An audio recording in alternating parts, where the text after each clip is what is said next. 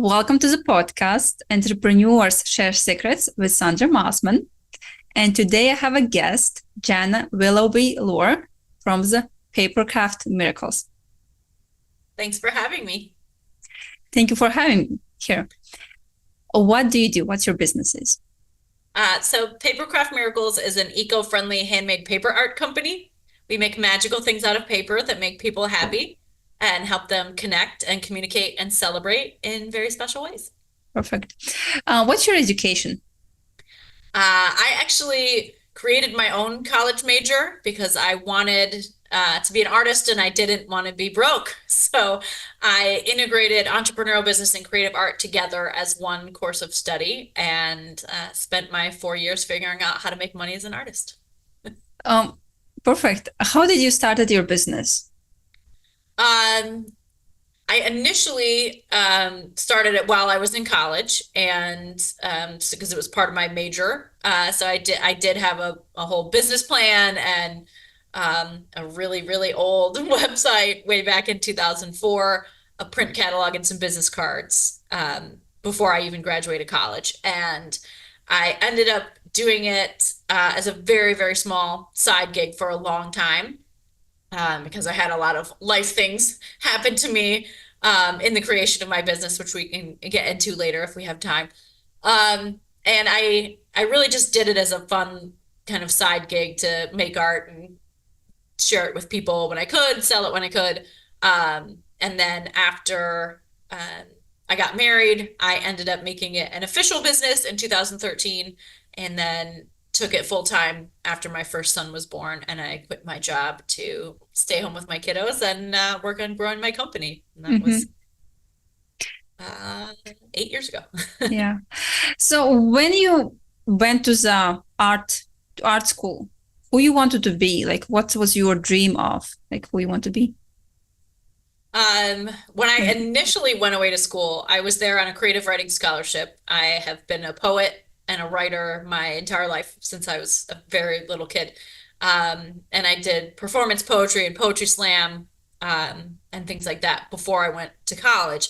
And so I had a scholarship to do that. And so once I got to school, they had all of these amazing fun classes and this great creative vibe. And I had always kind of done collages and did work with paper and things like that.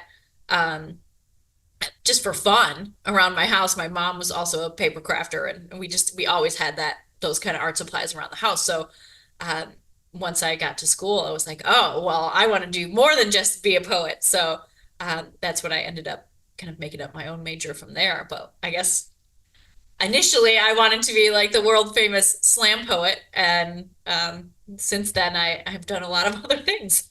But I still do it. I still do poetry too. Did you ever try to do a poet like a business, or do you see was there no market there? Um, for me, like even doing poetry slams where there is like a competition around it, it kind of it takes a lot of the fun out of it, the joy for me. Like I don't like that aspect of monetizing it that way. Mm-hmm. Um, and I think that's something that a lot of creatives struggle with is kind of continuing to find joy in things that you're trying to monetize and trying to market your artistic abilities. And for me, like writing poetry is something that I do when I'm going through something that's really difficult. And I found it to kind of feel like not as genuine if I ended up trying to write poetry that would sell kind of. And when I was working on like what type of business am I going to start, I my junior year of college, 3 weeks into the school year, my mom passed away. Um, and then 4 months after that, on what would have been her next birthday, my dorm burnt to the ground with all my stuff in it while I was in it. Um, and I ended up in the aftermath of all of this, not quitting school, even though most people would have. And I went into the art studio and I started making all of these artist books about my experiences with grief and trauma and what I had learned about coming back to life. after you think you're going to die. Mm-hmm. Mm-hmm. And I found that doing these kind of show and tell events with this artwork that I had made that incorporated poetry and visual art and performance all together into one, um, it all just kind of clicked like that. That's my jam. And making paper art is such a great vehicle for that type of connection that I like to have with people. And just being able to do that and to help people and affect change and help other people to seize the moment in Mm-hmm. their lives, it would just really kind of solidified that that was the track I was going to do to Mm-hmm. be able to make money and still feel good about that making that kind of art. So I So you, poetry just for me, just for fun. so you start with the grief books, like what your first business, like sell product was? Kind of. I mean, it I didn't actually sell any of those books that I made back then, but I used them as kind of like the storytelling, like a way to connect with people so that people will see who I am and why I make the art that I make. And Mm-hmm. people buy that experience, right? Mm-hmm. Like they want to feel connected and they want to have a reminder of how some piece of art made them feel. So I that was the kind of the impetus for wanting to create art like that. Mm-hmm. Um, and so then I ended up making some things that were, commercially marketable type things, like journals and stationery and things like that. But people buy the story. So when I'm telling them about I started this business because of this, and I put this part of my heart and this part of my soul and my energy into all these things that I make, Mm-hmm. and that's why people buy them. Mm-hmm. Mm-hmm. Mm-hmm. They buy Yeah. that. So after this accident, what happened, like tragedy, what's next? Like what's your next business idea and next plan was like from there? Um, well, since I was a junior in school and I knew I wanted to start some kind of business as part of my major, realizing that I could connect with people through the paper art that I was making, um, that led me to pick the name of the business, Papercraft Miracles, because it saved me when I literally had nothing. Mm-hmm. Um, and really being able to have people come up to me after I show them these art pieces or tell them the story or read them the poem that goes with it, and having people say, I'm a different person than I was 10 minutes Mm-hmm. ago. Mm-hmm. Uh, that really led me to create Papercraft Miracles as an actual business and say, I'm not exactly sure at the time, how I'm going to, you know, bring this into fruition in the future, but this is my path. This is what I want to do. Mm-hmm. And so I really set out at that point to figure out how to kind of make paper art viable as a business. And Mm-hmm. that's where I switched the focus to do that. Mm-hmm. Um, and after I graduated from college, I had my business plan for, how many journals do I need to make in order to make X amount of dollars or whatever.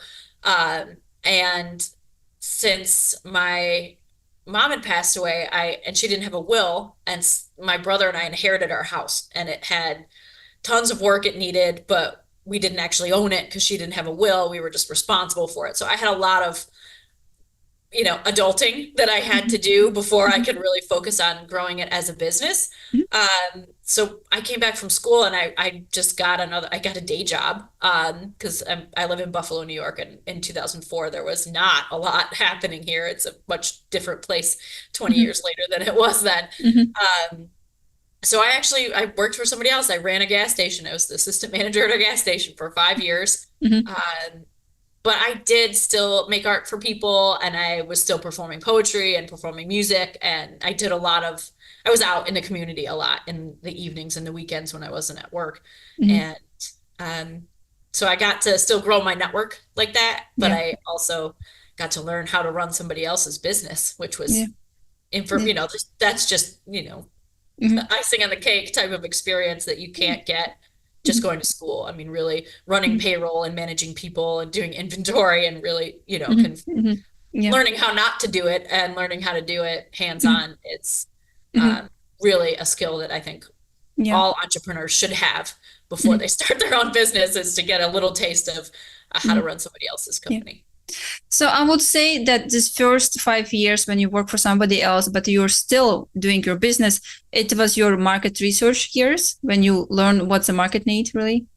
Yeah, and it was really interesting because it was in those 5 years, 2004 to, well, 2005 to 2010, that social media became a thing. So, when I was creating my major and creating my business in college, there was no social media at all, and Evites had just come out. So people were like, "What do you mean you want to make wedding invitations?" And the only social media that there was LiveJournal. I don't know if anybody remembers LiveJournal, but back in 2004, it was like a new thing, and people kept saying to me, "What do you mean you're going to make paper journals? No one's going to write in a journal ever again. It's all going to be, on LiveJournal. Everyone will be on LiveJournal." But then social media did come out, and it changed the way that people interact with each other, and not in a good way. It made people so distant from each other, and it made it so most people had very few tangible, in-person, face-to-face encounters with people. And you wonder why it comes out, and then all of a sudden so many people have anxiety, so many people are depressed, so many people don't know how to communicate, don't know how to connect, and what happens? The thing that happens is that people really start to retreat away from that digital lifestyle because it's so impersonal. And they're like, how can I get back to connecting with myself? How can I get back to connecting with other people? And that's when all of a sudden people are getting married and they're like, I don't want to send an Evite. That's so boring and impersonal. I want my marriage to this person I love to be full of all the other people that I love. And I want it to be something special and tangible that I can hold in my hands, that I can feel and they can feel when they open the envelope in the mail. And it came back around in a way that I knew it would, but the market didn't know that it would. And so by the time people really started wanting bespoke, beautiful wedding invitations, I was like, I've already been doing that for 10 years. Come on in. I'm the expert over here. Yeah. So I was still doing that kind of stuff. So I did wedding invitations and handmade guest books for weddings and events and things like that. And then I started doing a lot of work helping people with grieving. So I would do memorial gifts for people, and I made guest books for funerals and special cards to hand out at memorials and things like that. And then I started making kind of memento items out of things that people who had passed used to own, so that their friends and loved ones could have a tangible thing to hold on to when that person isn't there anymore. And that really kind of brought the reason that I started this company in the first place, like full circle, like really helping people to figure out how to come back to life when they don't know how to do that. And so I really have a soft spot for people having a hard time in the things that I make. So I ended up doing a lot of that kind of stuff as a side gig, and I did craft shows here and there, and was teaching workshops and teaching writing and art to middle school and high school kids on the side, while I was also working at the gas station, because I'm a crazy person and I didn't sleep much during those years. But really, any opportunity I had to be some kind of creative and to use these creative skills and these business skills in different ways to connect with people and grow my network and help people and reach out to people. I did for those years. I was like, oh, what works? What doesn't work? Where are there people who needs this? How can I help evolve this idea? And then once people started figuring out what's the best thing to use social media for, it is to help other people learn about who you are. And, I always will believe that in-person, face-to-face connection is so much more powerful than any digital means. But I have been able to meet and connect and grow my network so much further than I ever would have if social media didn't exist, right? So I'm not out here knocking Facebook and Instagram and LinkedIn and whatever, because I ended up quitting my full-time job in 2016 after my first son was born because the company I worked for, they didn't pay me enough to cover healthcare and daycare. Mhm. And I was like, well, it doesn't make sense to go to work full time, pay someone else to raise my kid and come home with negative dollars. Like, Mhm. Mhm. that's not worth it. So I was Mhm. like, well, I guess we're going to be extra broke for a while because I'm going Mhm. to, quit my job and figure it out. And my Mhm. husband said, if you made more money at work, then I would stay home, but you don't. And he's like, we'll figure it out. Just stay home. And then he said, and do your book thing.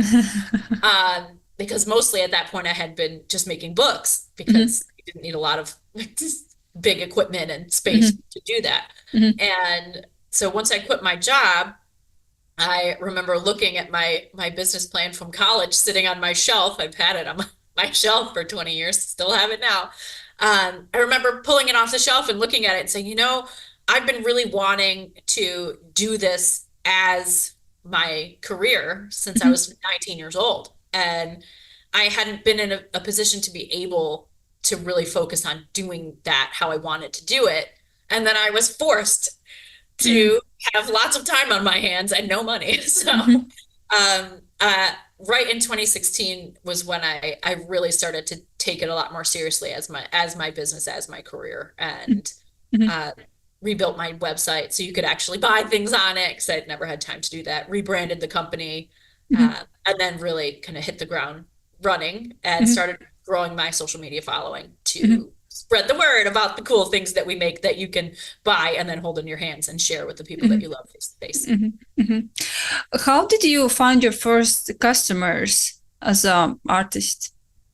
Actually, my first customers were while I was still in college. I had friends who were getting married, and they hired me to make a guest book for their wedding. And the first one that I made was for my college roommate, and her father had passed away when she was 16 years old, and they picked his birthday. 040404 was the day of their wedding, and they had picked his birthday for the day of the wedding, and I knew she really wanted to incorporate his memory as in as many places as possible, and they had planted his ashes underneath the Japanese maple tree on her property, Mhm. and she went and got leaves off the tree, and I pressed them and I built them into the cover of the book, Mhm. and she still has it on her shelf now. And that's Yeah. like the first one I ever made. So, Mhm. um, you know, obviously it was, other people that I knew started buying things for me, but other people who she knew were at that wedding and they saw the guest book and they said, this is gorgeous. Where did you get this? And she said, my roommate made it. And a lot of it was just word of mouth because there wasn't social media and I didn't have a big network. I didn't know anybody who I didn't go to school with really, Mhm. Mhm. or people I didn't perform poetry with and things like that. And Mhm. Mhm. um, during my senior year of school, I did an internship. My school had a store in kind of like a fancy shopping mall Mhm. area off the campus, and they had other graduates who sold their stuff there and things that went along with the environmental, sustainable, and kind of people over profit focus of the campus. Mhm. And so they had like cool stuff you could buy in this store. And so I worked as in that store, kind of running the store and helping them improve their business plan as part of my major. And then I Mhm. also had things for sale in the store. And since I was working in there, I got really good and practiced at interacting with customers and getting them to buy the things that I Mhm. had and telling them about the stuff that I had made and the stuff that the other artists had made in the store. So I got my first customers, like luckily while I was going to school. Mhm. Uh, just little by little, kind of, somebody every time I would go and do a poetry reading, I would bring some journals that I made and stationery and I would put them out on the table where everyone else had their poetry books and I Mhm. would sell them. Yeah. Uh, and so just kind of a little bit at a time here and there, word of mouth, and Mhm. until I really started growing my Facebook following probably in 2013, once you could first have a Facebook business page. Mhm. Uh, Mhm. and I used Yeah. that instead of a website because it was free. Mhm. So where did you do your poetry? Like what's locations? Um, I mean, back in the day, our big art gallery here used to have poetry slam competitions. They Mm. started doing those in 2004. Um, and then we have some really cool art festivals here in Buffalo. So there's There's one that's called the Infringement Festival. It's an 11-day long art, music, all different art forms festival. Mhm. And the whole purpose of it is to bring art to where people are instead of getting people to come to the art, because we knew that the way to get more people interested in art is to have art show up where people don't expect it to. Mhm. Because there's a lot of people who don't understand art at an art gallery. They don't understand poetry at a poetry reading. But if they're walking down the street and poetry happens in front of them, they're like, oh, this is what poetry is, or this is what art is. And I think it opens the doors for a lot of people to find art accessible. And so I immediately, as soon as I heard about this festival, signed up to do it. And since it's 11 days long, when they Mhm. first started doing it, you could sign up for as many days as you wanted. And Mhm. so I did 2 hours of poetry on the street every single day for 11 days in a row. And I got a lot of fans after that because I was out every single day. And Yeah. even people who were kind of going out to the bar and saw me every day would say, are you going to be here tomorrow? I'm going to bring more people. And they would go and Mhm. get more people to come to my next show. Mhm. Mhm. And so I started doing that, and then going to open mics and going to, whatever, Mhm. whatever events they had at bars, and performing Yeah. and doing my thing. And I would Mhm. started getting booked and doing shows. Yeah. And I've been Mhm. performing on the regular for Mhm. 20 years, Mhm. over 20 years. Wasn't you afraid of doing it? Initially, my mom brought me to a poetry open mic when I was 12 years old, Mm. the first open mic that I went to. And she had read some poems that I wrote, and she said, "These are really good. You've got to bring these, and you got to read them." And I was like, "Mom, I'm never going to do this. This is so stupid. Everyone's going to hate me. Blah blah. Imposter syndrome all over the place." Um, but she was like, "No, no, no. This is going to be great. You come do it. You're going to read it, and people are going to clap, and you're going to feel great, and it's going to be awesome." Mhm. And I was terrified. I had my I had my poem on my piece of paper like this, and it was like shaking all over the place because I was so nervous. And I remember looking at my mom and I was like, Mom, I'm so nervous. I'm so nervous. I can't do this. And she looked me right in the face and she said, the only difference between nervousness and excitement is fear. Mm. And she's like, if you think about the feeling of nervousness, it's the same energy. It's the same feeling as excitement. But Mhm. nervousness, that feeling goes inside your body. Mm. Excitement, that feeling goes outside your body. Mm. And if you open yourself up on the stage and let that excitement come out, it changes that feeling. It changes the way it feels inside your body immediately. And so she was like, go out there. You're not nervous. You're excited. And I was still shaking, but it was adrenaline, right? And I was like, okay, I'm going to read this poem. I read the first poem. I'm sure I stumbled over words, but the whole audience was adults. Like I was a 12-year-old kid and they were Yeah. all adults. And I didn't even think about that as being a kid, right? At the time I was like, Mhm. oh my God, all these grown-up poets. And now that I'm a parent, I'm like, oh my God, if I saw a 12-year-old kid go up and like bare their soul on the stage, I'd be like crying and standing up and screaming and yelling for them. So that's what people did. And so I performed this poem and everyone is like, yeah, this is great. And they're, clapping and yelling, whatever. And I was like, wow, that does feel really good. That's really cool. And so then they were like, read another one, read another one. So I think I read 3 or 4 poems.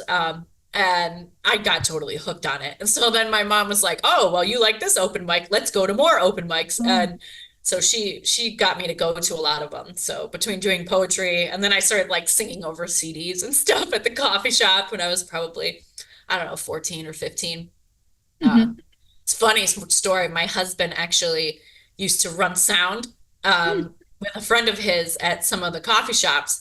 And we found out long, long years later, after we had gotten together and gotten married, that he actually was running the sound at one of the cafes that I had sung at as a teenager. Mm. And we didn't even meet each other till after college. And it was just funny that he's like, "Oh, you were one of those girls that used to go and sing, Jewel songs over a CD." Like, Oh, I so that was yeah, me. so So, funny. I got my start in it really early. So for anyone who has like stage fright or performance anxiety about sharing yourself and sharing, especially your business, because a lot of people find it difficult to kind of Mhm. pitch their passion and pitch their business. It's all practice, but changing the way that emotion feels in your body before you step on the stage and say, I'm not nervous, I'm excited. Mm-hmm. And pull your shoulders back and like let that emotion out of your body instead of into your body. And it Mm-hmm. feels great Yeah. when you get on the stage. It Mm-hmm. really does. I'm Mm-hmm. hooked. I love it. I'm way more comfortable on a stage than I am like Mm. in a crowd of people at a party or something like that. Perfect. Love it. I think one of the common questions about the artist and the money is how you put the money on it. I don't know. I know like you have like your own business, but maybe in the early times you like saw this issue that maybe you have a customer or like artists have a customer and he wants something particular and he maybe spends so much time on it, but he don't get so much money from it. Like how you put the money and time, how much you invested on art. It's always the question, right? Mm-hmm. And it depends on a number of factors. Some people charge by the hour. Mm-hmm. Some people charge based on the value. Mm-hmm. I think for most people who are quote unquote crafters, like fine crafters, I think a lot of people will associate the art that I make as fine craft and not fine art, like a painting. Yeah. Even though I don't see it that way. A lot of crafters, I think it's easier to price your work based on how long it takes you and how much your materials cost. For something like oil painting, there's a lot of things you can do within a visual piece like that that aren't just selling the original. So you could have your original painting and value it at $10,000, but you could make prints and sell them for $50 or $25. And does it really cost you a whole lot to make those prints? No. But Mm-hmm. how many of them do you need to sell to make back the original effort and time of making that huge giant painting, depending on how long it took you? So it does depend on the kind of art that you're selling and who you're selling it to. Mm-hmm. In general, I do price the things that we sell based on how long it takes us to make them and what the materials are. Obviously, that is, your break-even point is how much time it took you, what your materials are, plus taxes. Like that's not going broke, right? Like that's if you're running your business like a nonprofit, that's your bottom line. So you always have to add, overhead and profit onto that number. And there are a lot of crafters who, especially people who do like fiber work, like people who do crochet and things like that, they'll say, oh, I could never charge by the hour. No one would ever pay it. And I hear so many artists over and over and over again, I could never charge by the hour because no one would ever pay that much. Mm-hmm. And I just look right at him and I was like, no one will ever pay that much if you don't ask them. Right? So if you don't value your own time, yeah, why should anyone else? Mm-hmm. And there are all of these stereotypes in the artistic world about the starving artist. And it's like artists are supposed to be starving. And I'm like, Beyonce is an artist. Is she starving? No. Nobody has any qualms about paying however much, $500 to go see her. Same thing with Taylor Swift, Bruce Springsteen, right? Or, Leonardo DiCaprio. He makes millions of dollars to make movies. He's an artist. And it seems to be really different when it comes to visual art. People assume that if you make visual art, you should be broke. But if you're Beyonce, maybe not. They have no problem paying a high price for, music or film or theater. But when it comes to buying actual art or fine craft, they're like, your time isn't valuable. You shouldn't be paid for that. And a lot of times people get this idea in their head that if you're making something and you love what you do and it makes you feel good to make it, how dare you also get paid to do that? How dare you enjoy your work? Right?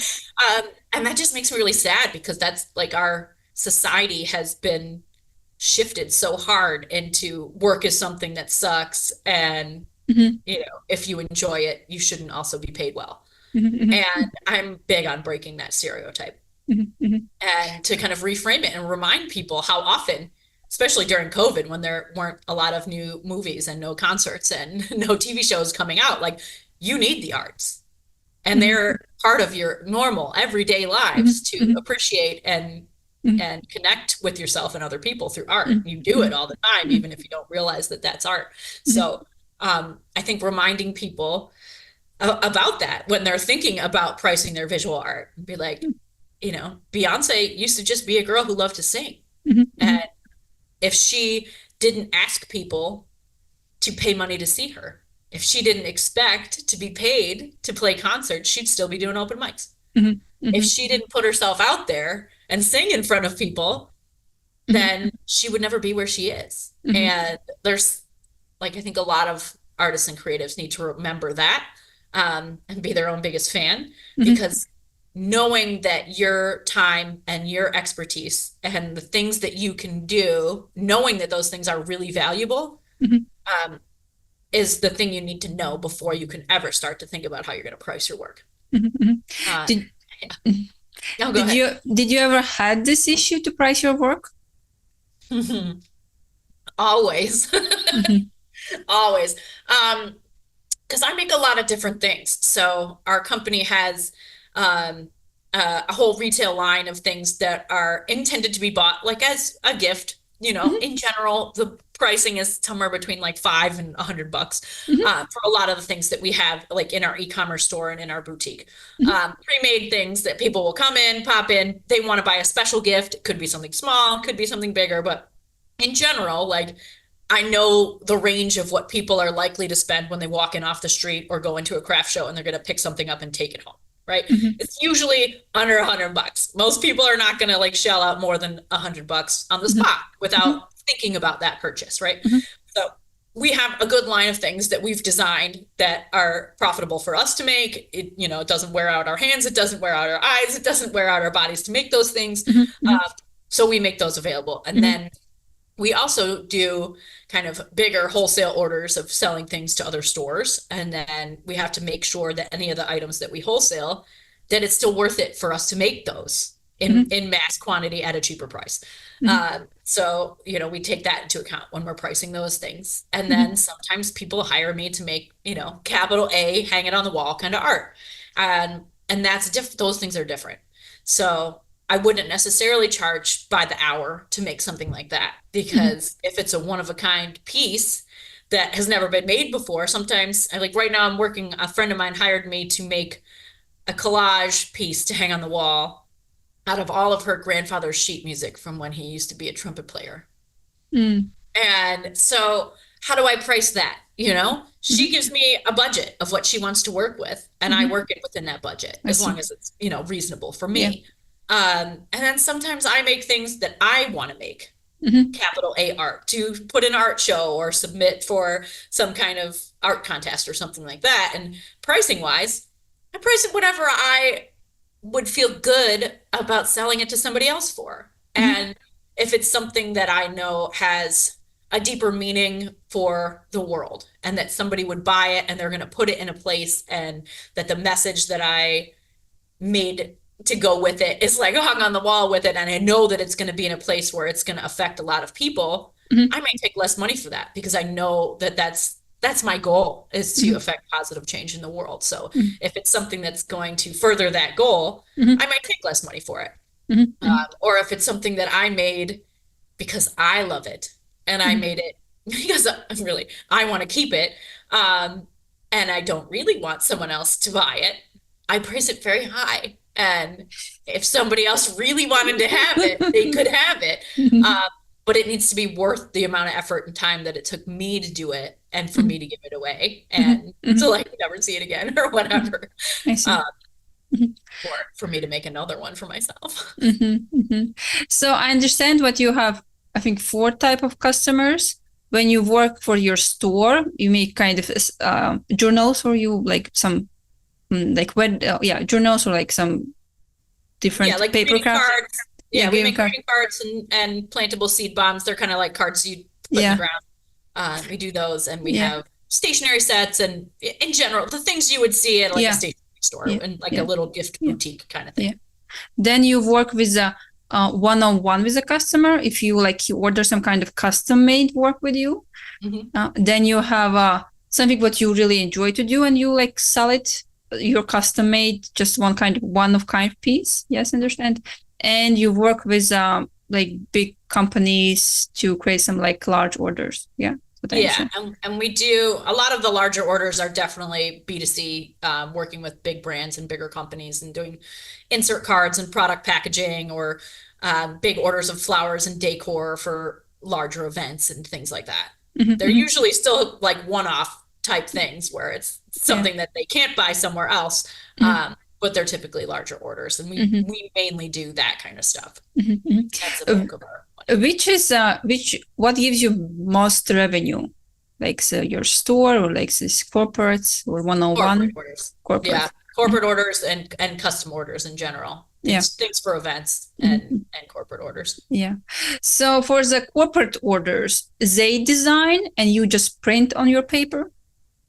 Um, it we do both. Hmm. Sometimes people have a design they already put together. They have artwork they've worked on with their clients because Hmm. we work with a lot of companies that have their own clients, and we're the kind of middleman that makes the stuff Hmm. that they want to buy. So sometimes they bring us designs, and we make the product for it, make the paper or the seed bombs or whatever, and put their logo or their artwork with it. And sometimes people come to us and say, I want a thing that says this or looks like this, and then we do the artwork for it. And then if we're doing, weddings and stuff like that, we typically do all the design work for wedding invitations and seating Hmm. charts, table Hmm. numbers, all of Hmm. those kind of things. Hmm. Hmm. And for your store, you do design or like who do design? Um, in general, I would say I'm the creative director of the Hmm. company. I do a lot of like the kind of product ideas, product development, and stuff like that. Hmm. Um, but my staff is really awesome, and I give them a lot of freedom and leeway because I know that um, more creative minds in the room together come up with a way better idea than one creative mind all by themselves. So if Hmm. my assistant comes in and says, "Hey, I had a good idea last night. I was looking at a video and I saw something that made me think about we could do this or we could do this," or we're always trying to be as sustainable as possible here too. So I tend to kind of reward them if they can come up with an idea that uses something that we have waste material hanging around the studio, Hmm. or if there's some type of waste material that other companies have that is Hmm. typically hard to get rid of. Hmm. If they can come up with a way to utilize that material to make a new product that we could sell, Hmm. I'm always like, I'm all ears, like let's brainstorm what we could Yeah. do with this material that somebody has a lot of that's hard to get rid of. Hmm. Do you follow the trends of like maybe some memes or I know some like Um, logos, interesting, funny? Sometimes we do. Like I remember we did a wedding and somebody had found a video on TikTok of two grooms getting married, and they had flowers all down the lapel of their suit instead of just a boutonniere, and it was so beautiful, but it was all Mm. fresh flowers. And Ah. we were working with a client to finalize all the flowers for her wedding, and I said, "Oh, can we make?" She had her maid of honor was actually a bride's dude. So Mm. she had, her first up was this guy. So I was like, well, can we do this? Can we make these gorgeous little tiny paper flowers that go all the way down the side of Mm. his suit? And it was so gorgeous. Wow. So, things like that where we see something and say, oh, that would be really cool to be able to do something like that or to Hmm. incorporate that into, Hmm. the options that we have for people. And we do that Hmm. kind of stuff. And Yeah. I try not to latch on to too many like social media trends Hmm. because they go so quickly. Yeah. And, a lot goes into kind of figuring out a new product and doing a new design and making prototypes and listing it on the website and taking the photos and like doing all that kind of stuff is a lot of Hmm. labor. So I try to only put products through development that I think have some good evergreen staying Yeah. power because I Yeah. don't want to have like a whole bunch of, cards that Hmm. are based on some meme that people forgot about Hmm. 6 months Hmm. ago. I don't want Hmm. them sitting around collecting dust. Yeah. How often do you bring the new product? I don't really have a schedule for it because sometimes they just come to me, and sometimes we develop new products because a client asks us to do something custom, and we're like, we could just keep making this, Mm. or we could modify this packaging a little bit and then have it be an item we sell on the regular in our store, or something like that. So I actually ended up starting to make paper flowers years ago because somebody said, I saw these solo wood flowers on Etsy and I want to shop local. Do you make these? And I said, I don't make those, but I could make paper ones. I had never done it before, but I was like, I can make anything out of paper. So I was like, I could do those. And then I started learning how to do that. And then I've been doing them for 6, 7 years already. So things like that. I mean, we did a pop-up at a clothing boutique this past Christmas, and they have like high-end clothing and accessories and stuff like that. And I was like, well, stationery is kind of a weird fit to sell on a table in the back of this store. Like, it's not what their customers are expecting to see. So we said, well, what can we do with our paper that would be something that their clientele might want to buy? So we actually created a line of accessories. So we did paper earrings, paper flower earrings, other paper earrings, hair clips, brooches, and things like that, and had those for sale. And so sometimes we'll do things like that. Like if it's for a specific purpose, we'll kind of create like a handful of things. But I see. How do you manage inventory? I use a program called Craftybase. It's amazing. I can send you a link to put in your show notes if people want to go and check it out. But it helps with inventory management, order management, manufacturer tracking, pricing of items, cost of materials, cost of labor. It does all of those things in one program, and it is hands down worth every single penny if you know how to use it. But if you don't sell something, or like maybe you created the product, it doesn't really sell, or you don't create so much of the product, how you manage this? Don't have too much inventory like on hand. I mean, in general, because our products are made by hand, like if somebody hires us to make flowers for a wedding and we end up making flowers that we haven't made before we put them in the bouquet, we'll take a bunch of pictures of them and just put the picture on the website and say that it's available, and they're all made to order. So if somebody sees that picture and they want to buy one, they buy one, we make one. So a lot of stuff that takes up a lot of room or is fragile, or, light can fade when it's in the light and things like that, we do those made to order. So it keeps our inventory low. And for many other things, like if we're coming up with a new design for a seed bomb, we'll make 4 or 5 of them. And just have a small amount, make a little package, and worst case scenario, nobody buys them, and we've got like tiny little things of waste. And all of our packaging is compostable or recyclable. And so if something doesn't sell, it's relatively easy for us to kind of open the package up and take the parts out of it and then reuse the packaging if we need to. And you have a store, you have a physical store, yes, too? We do. We have a small boutique that's in our studio space. And we also have our kind of workspace next to it, and we do workshops in the same location. I see. What kind of workshops you do? We teach all sorts of different kinds of stuff. So we do paper flower courses, we do paper making courses, we do bookbinding courses, collage, printmaking. We've done kind of like crafting happy hour kind of nights, date night workshops where people hang out together and make something. And a lot of different stuff, vision boards. Yeah, it's great. How do you find the material? I know like it's sustainable, like what's your material, where you find it? For paper making, if we're not using recycled material, I get a lot of our raw materials from a larger handmade paper facility, and they provide supplies and stuff like that. So we buy raw material from them by the pound, and we have a bunch of it in stock. So if somebody says they want paper made out of bamboo, or they want hemp paper or whatever, we have that in stock, and we buy it and it's dry, so we just turn it into pulp when we need it. Other than that, we do a lot of recycled material. So we have a whole section of our studio in the basement that is full of different colors of recycled paper. So if somebody had flyers from a show or at a school or a church or whatever that's on different colored paper, we take those and we just hold on to them until somebody says, oh, I need, lime green paper or lime green seed bombs. And then we'll put those in the shredder and turn them into pulp.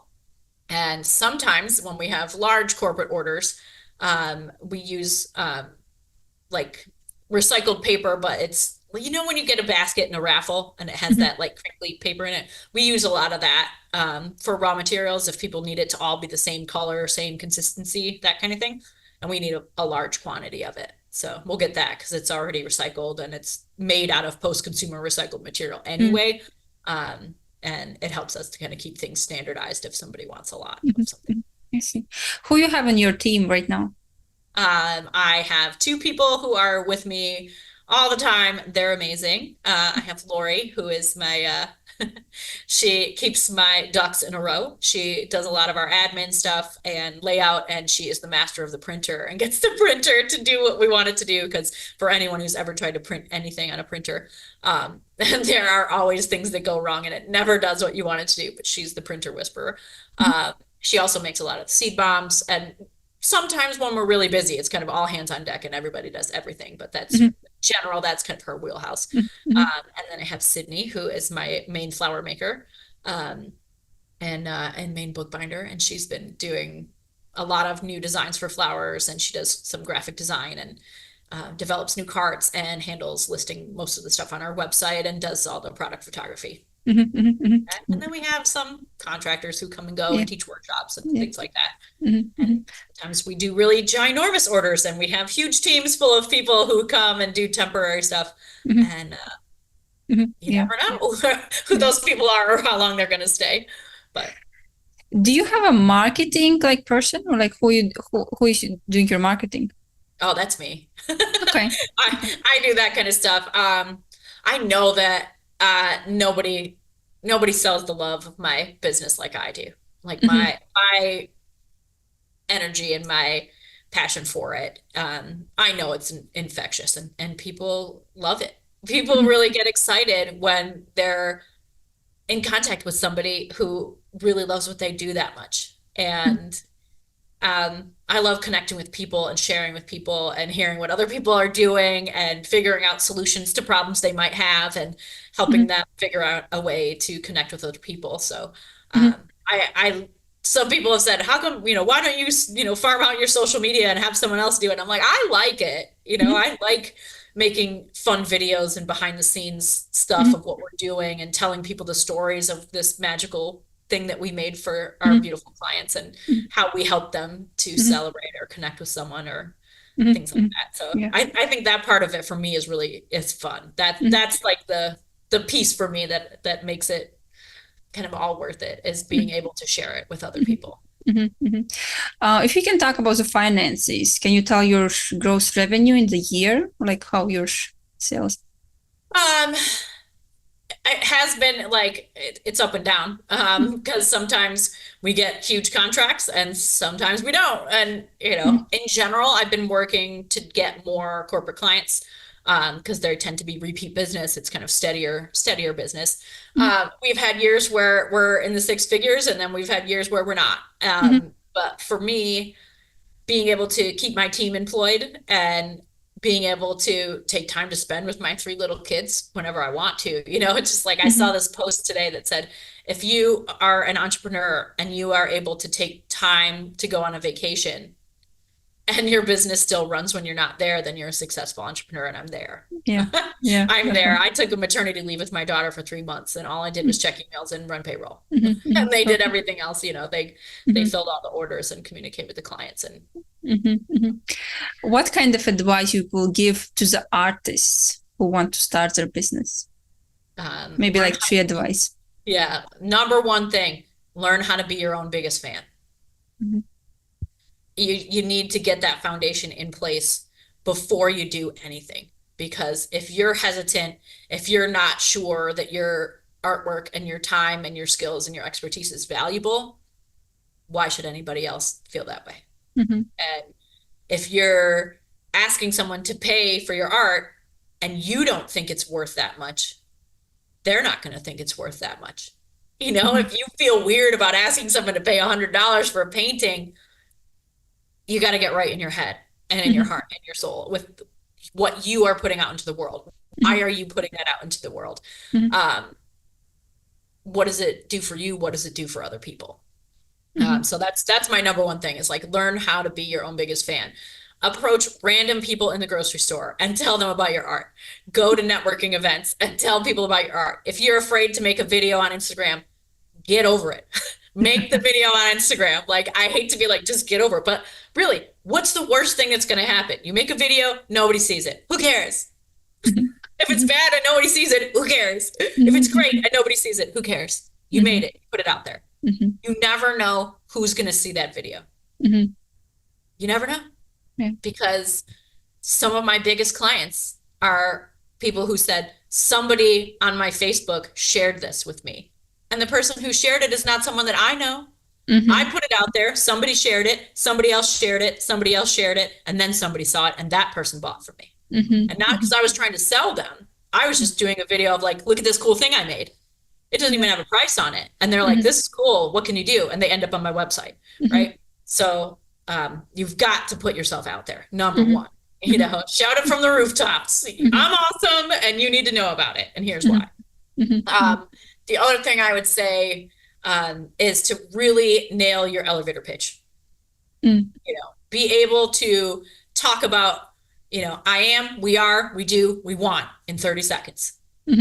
Because if somebody stops you on the street, or you're at a networking event, or really you're at a wedding, I mean, you never know where you're going to be, where you might meet someone who's a potential customer. If you can sell that person on what you do and why you love it in 30 seconds, they're going to remember you forever. You're going to give them their card and they're going to say, oh, I remember I met that person at this place and we talked about this. And so if you can really nail that, practice it, say it in the mirror, record it, put it on Instagram, you know, do that kind of thing and get it out there as often as possible. And don't be afraid to try again. change up your story, you know, kind of go back to the roots of why you started making art, or why you want to start making art, and why you want to have a business. And make sure that whatever you're making is something that you will still want to do once you are forced to do it all the time, not when the inspiration strikes, right? You know, if you're knitting and you like knitting while you're watching TV here and there, and you make some things, that's great. But if you all of a sudden turn it into this business that takes off, you know, are you going to be able to physically knit 24 hours a day and also, you know, be alive as a human? Probably not, right? So like, you want to make sure that you're structuring your business in a way that is actually sustainable for you and your lifestyle, because you know, nobody can actually physically make anything for that many hours a day and not burn out and destroy your body. So you want to make sure you don't do that either. And my very last tip would be, ask for help, and take it when it's offered. So many entrepreneurs do not ask for help. Women in particular do not ask for help. Mothers in extra particular do not ask for help. And so for all my mompreneurs out there, like, power to you. The fact that you are, you know, trying to make some kind of life for yourself outside of being a mother and continuing to go for your passions and whatnot is like, it is the hardest thing that I think anyone has ever done. And, you know, asking for help, knowing which balls you're juggling are glass and which ones are plastic. Let the plastic ones fall, fold the laundry later, pay someone else to do it. You know, don't be afraid to ask for help and to hire some people to do the stuff that you hate doing. You know, if it's time that you could be spending doing something else that can help grow your business, it is well worth paying someone else to do the stuff that is not helping to grow your business. Yeah, definitely. Perfect. Thank you. I think it was great tips. Very helpful for all the artists and the moms. Yes. And, yeah. Thank you. Thank you so much, Janna. Thank you for having me. This is great. Thank you.